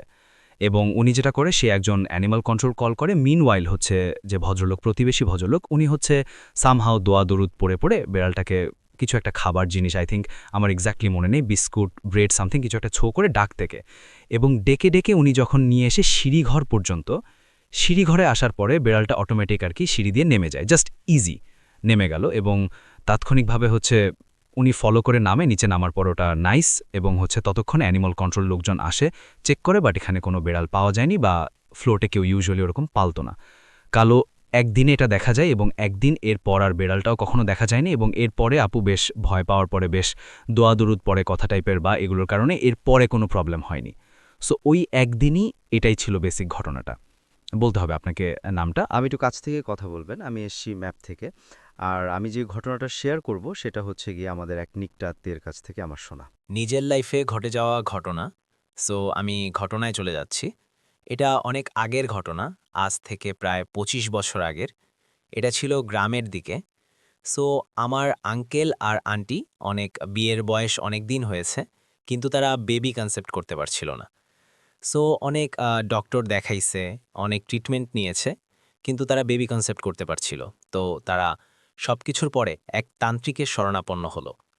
তো তান্ত্রিক বলেছে আমার আন্টির কথা যে তার প্রতি কিছু অশুভ ছায়া আছে, যেগুলোর জন্য সেই বেবি কনসেপ্ট করতে পারছে না। বেবি কনসেপ্ট করতে পারছে না, তারপরে আ তান্ত্রিক কিছু কন্ডিশন দিল। আমার আন্টি কন্ডিশনগুলো ফলো করা শুরু করলো। তো তান্ত্রিকের কন্ডিশনের মধ্যে একটা কন্ডিশন ছিল যে সে যাতে কোনো অবস্থায় সন্ধ্যার পরে বাইরে না বের হয়। তো আমার আন্টি রীতিমতো গ্রামে থাকতো, তার অনেক কিছু আর কি হাঁস, মুরগি ছিল, ওইগুলো নরমালিই করতে হতো। সো সে একদিন ওইগুলো দেখাশোনা করার জন্য তান্ত্রিকের কন্ডিশনটা একটু ব্রেক করতে হয়েছে। সো তার খেয়াল ছিল না, সে বাইরে চলে যায়। সো ওখান থেকেই প্রবলেমটা শুরু হয়। আন্টি যখন 7 মান্থ, তখন তার ডেলিভারি হয়ে যায়। আর বেবিটা যখন পৃথিবীতে আসে, বেবিটা খুব চঞ্চল ছিল আর কি। নরমালি একটা 1 মান্থের বেবি এত চঞ্চল হয় না। তো বেবিটা অনেক বেশি চঞ্চল ছিল। তো এটা স্বাভাবিক, আমরা সবাই আর কি, তারা সবাই মেনে নিল। তো তারপরে যেটা হলো, বেবিটা যখন 1 মান্থ, তখন আর কি বেবিটা হচ্ছে গিয়ে ন্যাচারাল ফিডের থেকেও বেশি আর কি প্রয়োজন ছিল খাবার। ক্ষুধা লাগছিল বেশি, বারবার করে খেতে লাগছে। একপাশের বাচ্চাকে সাধারণত বা দুধ ছাড়া কোনো কিছু খেতে দেওয়া হয় না। খেতে দেওয়া হয় নাকি ছাড়া কোনো কিছু করানো হয় না। তারপরেও ও বাচ্চাটাকে বাইরের খাবার, সুজি এরকম ছোট বাচ্চাকে আপনার দিতে বাধ্য হয়েছিল। কারণ ওর চাহিদাটা অনেক বেশি ছিল। তো যখন ওর বয়স ৩ মাস, ওর চাহিদাটা আরও বেড়ে গেল। আর নরমালি একটা বাচ্চা আমরা দেখতে পাই যখন 6 মান্থ কিংবা এর থেকে বেশি হয়, তখন সে হামাগুড়ি দিয়ে ১ম হামাগুড়ি দেয়, পরে হাঁটতে, হাঁটতে শিখে। বাট ও যখন ৩ মাস ওভার করে ৪ মাসে পড়ল, ও তখন থেকে কিছু একটা ধরে দাঁড়াতে চেষ্টা করতেছে। আর রাসেল ভাই, বেবিটা ছিল অনেক সাদা, মানে ওর গায়ের কালারটা খুবই সাদা ছিল, যেটা একদম অস্বাভাবিক। কারণ নরমালি মানুষের গায়ের কালার হচ্ছে একটু হালকা ইয়েলো কালার হয়, ওরটা ছিল পুরাই সাদা। তারপরে এটাও নরমাল মেনে নেওয়া হয়েছিল। একদিন হলো কি রাসেল ভাই, বেবিটা হঠাৎ করে হাইড হয়ে গেল। মানে এখন বাড়ির সবাই তখন চিন্তা করতে থাকলো যে ও হয়তো নতুন, নতুন হাঁটা শিখেছে, কোথাও একটা চলে গিয়েছে। তো সবাই খুঁজল, কোথাও পেল না। তো পাশে হচ্ছে গিয়ে ক্ষেত ছিল। সো অনেক খোঁজার পরে ওই ক্ষেতে পাওয়া যায় ওকে। তো এটা একটু সবার কাছে একটু অড লাগে। তারপরে তারা ওই তান্ত্রিককে বলে এটা। তো তান্ত্রিক বলে যে এটা তো তোমার সাথে যেহেতু সমস্যা হয়েছিল, আমি তোমাকে আগেই বলেছিলাম। তো তুমি হয়তো কোনো আমার শর্ত মানোনি, যার কারণে এটা হয়েছে। তো ওই অশুভ কিছু তোমার বাচ্চার প্রতি এখন ছাড়া দিচ্ছে। তো আন্টি বলল, হ্যাঁ আমি তো এরকম একটা করেছিলাম, সন্ধ্যার পরে বাইরে গিয়েছিলাম। তো আন্টি আর এরপরে থেকে একটু সাবধান হলো, বেবিকে একটু কাছাকাছি রাখলো। কিন্তু রাসেল ভাই, সবচেয়ে বড় যে ঘটনা সেটা ঘটেছিল ওর ঠিক কিছুদিন পরেই। পরের দিনের মতো। সো বেবিটা একদম হাইড হয়ে গেল। তো তাকে অনেক কষ্ট করেও খুঁজে পাওয়া যায়নি। তো আমার আঙ্কেল, আন্টি, তারপরে তাদের যত রিলেটিভ ছিল সবাই বেবিটাকে খুঁজে শুরু করলো।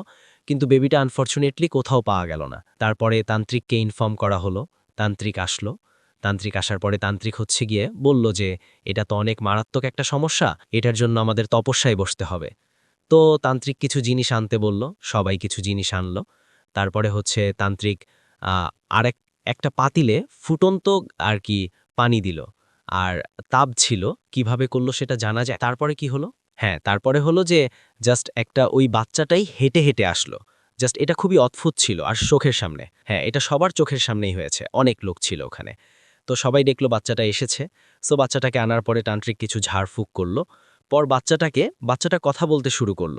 বলল যে আমার সাথে এরকম কিছু হয়েছিল খারাপ, যার জন্য চোখের সামনে সবাই? হ্যাঁ, এটা সবাই চোখের সামনেই দেখেছে। আচ্ছা। এখন বাচ্চাটার কি অবস্থা? এখন বাচ্চাটা ভালোই আছে, কিন্তু বাচ্চাটা হচ্ছে গিয়ে ওই ঘটনার পরে, ওই যে ঘটনাটা ঘটার পরে তো বাচ্চাটাকে ফ্রি করা হয়েছিল ওই অশুভ কিছুর কাছ থেকে। ওই যে ফুটন্ত পানির ভিতরে বাচ্চাটা পরে নিজে থেকে গেল। পরে একটা ফুটন্ত পানির মধ্যে একটা তাকে ডেড বডি পাওয়া গেছে। সো ওটা সবার সামনেই হয়েছে। আর আপনাদের ফ্যামিলির কে কে দেখেছিলেন? এটা আমার ফ্যামিলির অনেকেই দেখেছে। আপনার বাবা মা দেখেছেন? আমার বাবা দেখেনি, বাট কাকি ফ্যামিলির অনেকে দেখেছেন। আমার বাবা তখন ওখানে উপস্থিত ছিল না। কিন্তু আপনাদের ফ্যামিলির মধ্যে ঘটনা ঘটছে, কারণ আপনাকে এত কথা জিজ্ঞেস করছি, আমাকে এই ধরনের স্টোরি, এই ধরনের ঘটনা এর আগেও পাঠিয়েছে, কিন্তু আমাকে খুব অদ্ভুত লেগেছে, অনেক সময় বাদ দিয়ে দিয়েছি। কিন্তু আপনি বলছেন যে এটা আপনার ফ্যামিলির স্টোরি, ট্রু রাইট? সো বেবিটা এখনও আছে, আর হচ্ছে কি ওই ঘটনার পরে বেবিটার গায়ের কালারটা অনেক নর্মাল হয়ে গেছে, আগের মতো সাদা ছিল, এবং আপনি বলছেন যে এটা সত্যি ঘটনা আপনাদেরকে ফ্যামিলির সাথে, এটাই সত্যি। থ্যাংক ইউ সো মাচ আপনার ঘটনার জন্য আপনাকে।